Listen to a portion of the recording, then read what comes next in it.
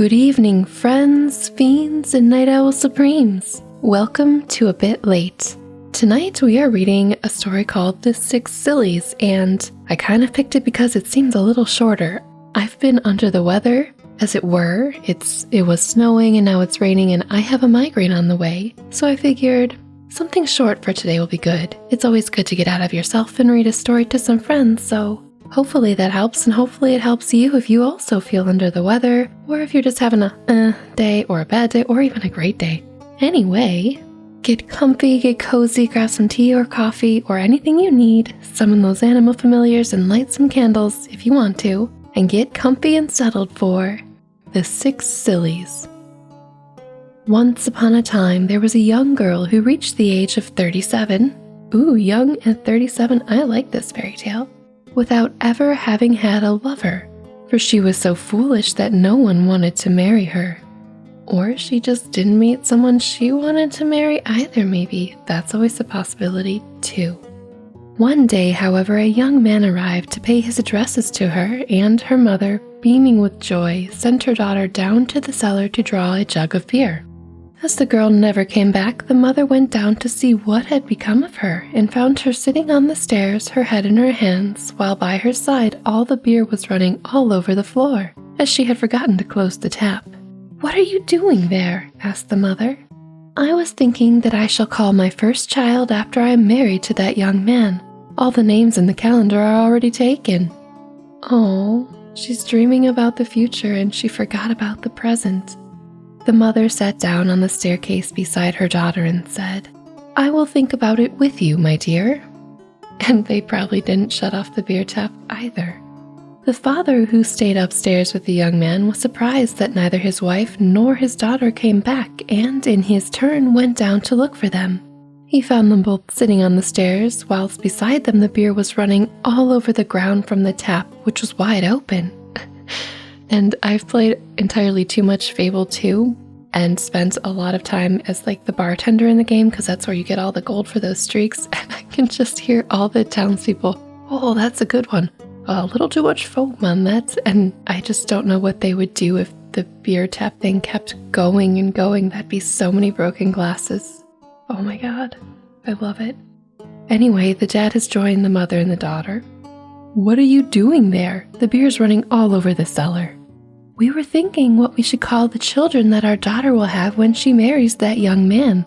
All the names in the calendar are already taken." I feel like this is a tale of don't count your chickens before they hatch. "Well," said the father, "I will think about it with you." Oh, I love this family so much. They're very precious to me, I don't know. As neither the mother nor the daughter nor father came upstairs again, the lover grew impatient and went down to the cellar to see what they all could be doing. He found them all three sitting on the stairs, while beside them the beer was running all over the ground from the tap, which was wide open. "What in the world are you all doing that you don't come upstairs and that you let the beer run all over the cellar?" "Yes, I know, my boy," said the father. "But if you marry our daughter, what shall you call your children? All the names in the calendar are taken." When the young man heard this answer, he replied, "Well, goodbye, I am going away. When I shall have found 3 people sillier than you, I will come back and marry your daughter." So he continued his journey, and after walking a long way, he reached an orchard. Then he saw some people knocking down walnuts and trying to throw them in the cart with a fork. Oh, I think he found them. "What are you doing there?" he asked. "We want to load our carts with walnuts, but we can't manage to do it." The lover, I like how they still call him a lover, even though he's more of a prospective suitor. Anyway, the lover advised them to get a basket and put the walnuts in so as to turn them into the carts. "Well," he said to himself, "I have already found someone more foolish than those 3. I hope you kept your word, good lover, sir." So he went on his way, and by he came to a wood. Oh, he's not keeping his word. Bad sir, lover. There he saw a man who wanted to give his pig some acorns to eat and was trying with all his might to make him climb up the oak tree. "What are you doing, my good man?" he asked. "I want to make my pig eat some acorns, and I can't get him to go up the tree." "If you climb up the tree and shake down the acorns, the pig would pick them up." "Oh, I never thought of that. Here is the second idiot," the lover said to himself. "He's still not going back, I bet." Some way farther along the road, he came upon a man who had never worn any trousers and who was trying to put on a pair.